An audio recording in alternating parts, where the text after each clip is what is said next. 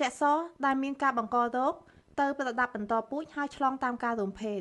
ការធ្លាក់សបែបនេះគឺអាចបណ្ដាលមកពីជំងឺកាមរោគដូចជាប្រមេះទឹកបាយនិងទឹកថ្លាប្រដាប់បន្តពូជអាចមានការធ្លាក់ចេញនៅទឹកថ្លាឬមានខ្ទុះមានរួមជាមួយនឹងអាការៈឈឺចាប់ផ្នែកខាងក្រោមនៃពោះឬគ្មានឬក៏ជាការធ្លាក់សលាឈាមក្រោយពេលរួមភេទ